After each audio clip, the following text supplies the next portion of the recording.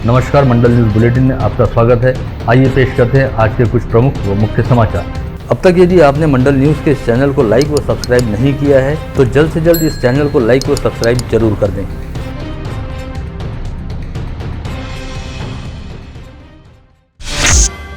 एक TV news channel की debate के दौरान विवादास्पद टिप्पणी करने वाली भारतीय जनता पार्टी की निलंबित प्रवक्ता नूपुर शर्मा का सोशल मीडिया पर समर्थन करने के चलते मेडिकल व्यवसायी उमेश कोल्हे को मौत के घाट उतारने वाले 7 आरोपियों को मुंबई की विशेष अदालत ने आगामी 15 जुलाई तक NIA की रिमांड में रखने का आदेश जारी किया है। ऐसे में अब NIA द्वारा इन 7 आरोपियों को आगामी 15 जुलाई तक अपनी कस्टडी में रखते हुए उनसे पूछताछ की जाएगी।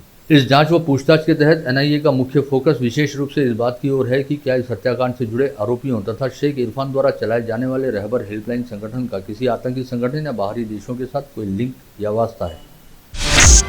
विगत माह 21 जून की रात घटित उमेश कोल्हे हत्याकांड में नामजद 8वें आरोपी शेख शहीम शेख फिरोज को आज स्थानीय अदालत से कोई राहत नहीं मिली है। शेख शहीम ने बीते सप्ताह स्थानीय अदालत के सामने खुद को अग्रिम जमानत मिलने हेतु याचिका दायर की थी, जिस पर आज हुई सुनवाई के बाद स्थानीय अदालत ने यह कहते हुए शेख शहीम की याचिका को निरस्त कर दिया कि UAPA कानून की धारा में दर्ज किसी भी आपराधिक मामले में अग्रिम जमानत देने का अधिकार सेशन कोर्ट के पास नहीं होता, बल्कि इसके लिए NIA की विशेष कोर्ट में अपील की जानी चाहिए।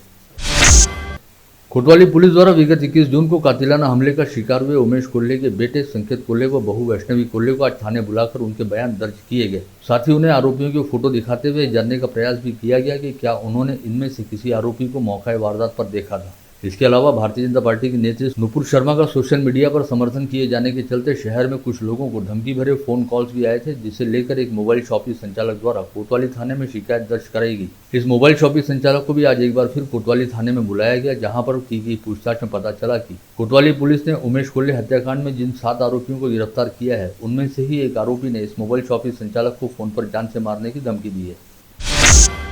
उमेश कोल्हे के परिजनों द्वारा आज मीडिया के जरिए सभी शहरवासियों से कहा गया कि उमेश कोल्हे के अचानक चले जाने से उनके पूरे परिवार को काफी मानसिक आघात पहुंचा है। वे अब तक इस दुख से उबर नहीं पाए। 21 जून के बाद से लेकर वे अब तक लगातार मीडिया से घिरे रहे और उन्हें कई बार पुलिस व NIA के जांच अधिकारियों से भी बात करनी पड़ी। ऐसे में सभी परिजन आपस में ही एक दूसरे से बात नहीं कर पाए, एक दूसरे के साथ अपना दुख नहीं बांट पाए। ऐसे में अब सभी से हाथ जोड़कर निवेदन है कि उन्हें अपने दुखों के साथ अकेला छोड़ दिया जाए और कुछ समय के लिए सुकून व एकांत के साथ रहने दिया जाए। इसके अलावा कोल्हे परिवार ने बड़ी विनम्रता पूर्वक यह आह्वान भी किया कि उमेश कोल्हे के साथ हुई घटना को लेकर किसी भी तरह का कोई इवेंट न बनाया जाए और अलग अलग स्थानों पर आयोजित होने वाली श्रद्धांजलि सभाओं में अब कोल्हे परिवार को आमंत्रित न किया जाए, क्योंकि उनका परिवार सार्वजनिक तौर पर व्यक्त नहीं होना चाहता। गत रोज चिखलदरा तहसील की कोयलारी ग्राम पंचायत अंतर्गत 5 डुंगरी गांव में लंबे समय से बंद पड़े कुएं का दूषित पानी पीने की वजह से 3 लोगों की मौत हो गई थी। वहीं 100 से अधिक लोग बीमार हो गए थे, जिनका काटकू व चुरनी के सरकारी स्वास्थ्य केंद्रों में इलाज किया जा रहा है। जिले की सांसद नवनीत राणा ने आज चिखलदरा तहसील अंतर्गत कोयलारी ग्राम पंचायत क्षेत्र का दौरा करते हुए 5 डुंगरी गांव को भेंट दी। साथ ही काटकुम व चुरनी के स्वास्थ्य केंद्रों में जाकर वहां इलाज हेतु भर्ती कराए गए लोगों का हालचाल भी जाना। इस समय सांसद नवनीत राणा ने स्वास्थ्य महकमे सहित जिला प्रशासन के अधिकारियों को आवश्यक दिशा निर्देश भी जारी किए। चिखलदरा तालुक्यामध्ये 5 डोगरी गाव आणि कोलारा गाव या दोन्ही गावाचे पेशंट जर आपण पाहिलं तर मेजरली पूर्ण गावच या मॅक्सिमम लोक सिरियस आहे। 2 लोकांची डेथ झाली, एक मुलगी बाई ज्याला आपण म्हणतो 23-24 वर्षाची, त्याची डेथ झालेली आणि त्याच्या मागे खूप सारे कारण आहे। पण आज मी इथे आलेली, कालपासून आम्ही कंटिन्यू याचे फॉलोअपमध्ये होतो। डॉक्टरांशी बोलणं चालू होतं, CS सोबत आणि आपले जे CO आहे जिल्हा परिषद त्यांच्यासोबत, तहसीलदार, पटवारी जेवढेही आहे, BDO, SDO सगळ्यांसोबत आपण कंटिन्यू बोलणं चालू होतं। आणि कंटिन्यू बोलल्यानंतर आपल्या समोर जे प्रॉब्लेम आली आहे की सडन ऑफ एवढे लोकांना डायरेक्ट झाला कशामध्ये, आणि त्याच्यामध्ये लहान मुलंही अंडर 5 इयर्सचे मुलं आहे, 3 वर्षाची मुलगी आहे आणि ते सुद्धा इथे ॲडमिट आहे। पण डॉक्टरांनी खूप चांगल्या पद्धतीने त्यांना ट्रीट करत आहे। जो एकदम सिरियस परिस्थितीमध्ये आले की आता काही प्रॉब्लेम होईल यांच्यासोबत की नाही होईल, या परिस्थितीमध्ये सुद्धा डॉक्टरांना ॲप्रिशिएट करण्यासारखं त्यांनी काम केलेलं आहे या चूर्णीमध्ये आणि काटकुमध्ये। आणि सिव्हिल सर्जन इथे रात्रीपासून इथेच आहे आणि कंटिन्यू ते आढावा घेत आहे। पण येणारे 1-2 12-13 तासमध्ये मला वाटतं आम्ही गावामध्ये सुद्धा जाणार आहे। वहीं आज मेलघाट निर्वाचन क्षेत्र के विधायक राजकुमार पटेल ने काटकुंभ व चुरनी के ग्रामीण अस्पताल व स्वास्थ्य केंद्रों का दौरा करते हुए वहां पर भर्ती कराए गए मरीजों का हालचाल जाना और इस क्षेत्र में मूलभूत सुविधाओं सहित आवश्यक स्वास्थ्य सुविधाएं उपलब्ध कराने हेतु दिशा निर्देश जारी किए। भाजपा प्रत्याशी के तौर पर राज्यसभा सदस्य निर्वाचित होने वाले डॉक्टर अनिल बोंडे ने आज राज्यसभा की कार्रवाई में हिस्सा लेते हुए अपने पद व गोपनीयता की शपथ ली। मी डॉक्टर अनिल सुखदेवराव बोंडे राज्यसभेचा सदस्य म्हणून निवडून आलो असल्याने ईश्वर साक्ष शपथ घेतो की कायद्याद्वारे स्थापित झाले आहे अशा भारतीय संविधानाबद्दल मी खरी श्रद्धा व निष्ठा बाळगीन। भारताची सार्वभौमता व एकात्मता उन्नत राखीन आणि आता जे कर्तव्य मी हाती घेणार आहे ते निष्ठापूर्वक पार पडेल।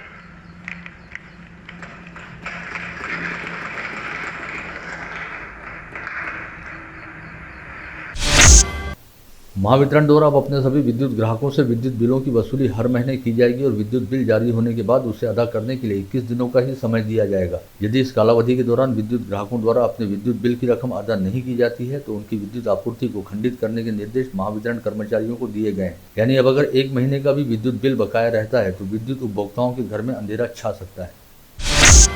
श्री क्षेत्र कौंडिन्यपुर स्थित श्री विठ्ठल रुक्मिणी संस्थान से 200 वारकरियों के साथ निकली माता रुक्मिणी की मानांकित पालकी विगत 6 जुलाई को पंढरपुर में चंद्रभागा नदी के किनारे पहुंच गई। इस पालकी के साथ विगत 3 जून को कौंडिन्यपुर से निकले 200 वारकरियों ने 40 दिन की पैदल वारी करते हुए 875 किलोमीटर की दूरी तय की और पंढरपुर पहुंचने के साथ ही कौंडिन्यपुर स्थित विठ्ठल रुक्मिणी संस्थान की 428 वर्ष पुरानी अखंड परंपरा को कायम रखा। महानगर पालिका की सेवा में रहने वाले सागर जाधव का सेवा काल के दौरान असमय निधन हो जाने के चलते उनकी पत्नी प्रमीला जाधव को अनुकंपा तत्व पर शिक्षा विभाग में लिपिक पद पर नियुक्ति दी गई। इस नियुक्ति के लिए पूर्व महापौर विलास इंगोले ने मनपा प्रशासन के साथ सतत संपर्क रखते हुए लगातार प्रयास जारी रखे थे। ऐसे में मनपा प्रशासन ने प्रतिभा जाधव को अनुकंपा तत्वों पर नियुक्ति करने को लेकर आदेश जारी किए, जिसे लेकर प्रतिभा जाधव एवं उनके परिजनों ने आज विलास इंगोले के प्रति आभार ज्ञापित किया। बीते 3-4 दिनों से कोविड संक्रमितों की संख्या में एक बार फिर बढ़ोतरी होती दिखाई दे रही है। बीते 24 घंटे के दौरान अमरावती जिले में 16 कोविड संक्रमित मरीज मिले हैं। इसके साथ ही जिले में एक्टिव पॉजिटिव मरीजों की संख्या बढ़कर 69 हो गई है, जिसमें से 2 मरीजों को कोविड अस्पताल में भर्ती किया गया है। वहीं मनपा क्षेत्र में 29 तथा ग्रामीण क्षेत्र में 38 मरीजों को होम आइसोलेशन में रखा गया है। राहत वाली बात यह भी है कि बीते 24 घंटे के दौरान जिले में 9 लोग कोविड मुक्त भी हुए और इस दौरान कुल 175 लोगों के थ्रोट स्वैब सैंपलों की जाँच की गई। खास बात यह है कि बीते 4 दिनों के दौरान अमरावती जिले में 57 कोविड संक्रमित मरीज पाए गए हैं। ऐसे में संक्रमण की बढ़ती रफ्तार को देखते हुए अब काफी हद तक भय व चिंता वाला माहौल देखा जा रहा है।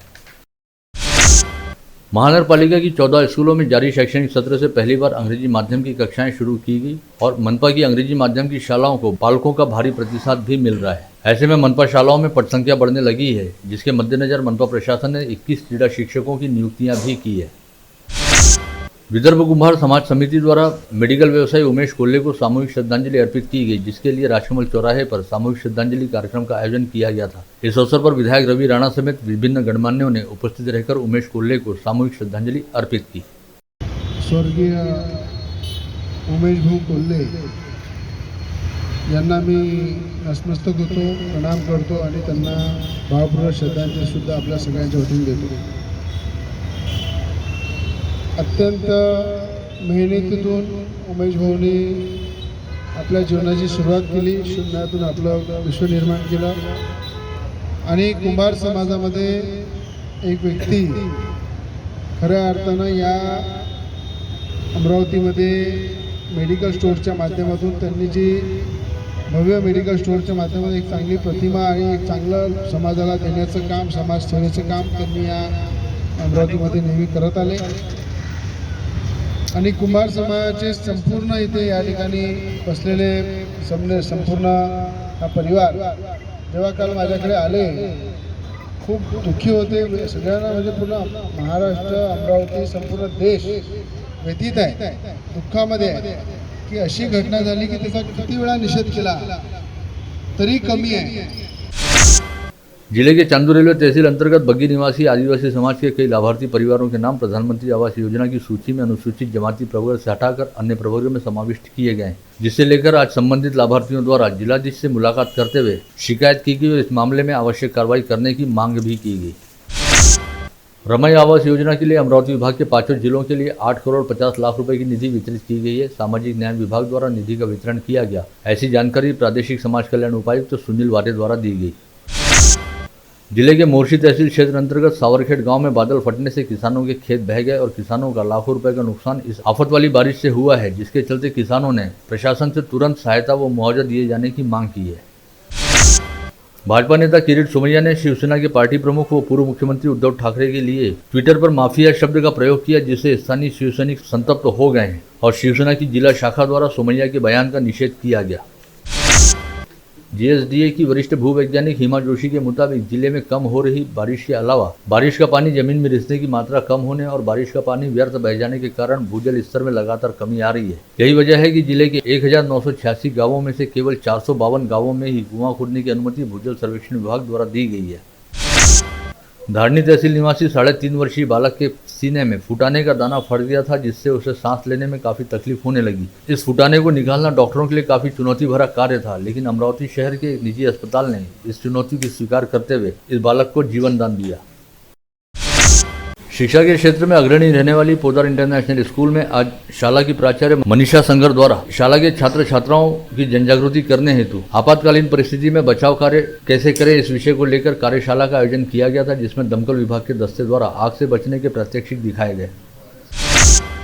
मावली जहांगीर पुलिस थाना क्षेत्र के साप्ताहिक बाजार में पोते ने दुकान से आम उठाकर चख लिया। इस बात पर अब्दुल शहबाज व अब्दुल एजाज ने गुणवंत खंडारे की बेदम पिटाई की, जिससे गुणवंत की मौत हो गई थी। इस मामले की सुनवाई करते हुए प्रमुख जिला व सत्र न्यायमूर्ति रविंद्र जोशी की अदालत ने हत्या के अपराध को सदोष मनुष्यवध के अपराध में तब्दील कर दोनों आरोपियों को 3 माह के कारावास की सजा सुनाई।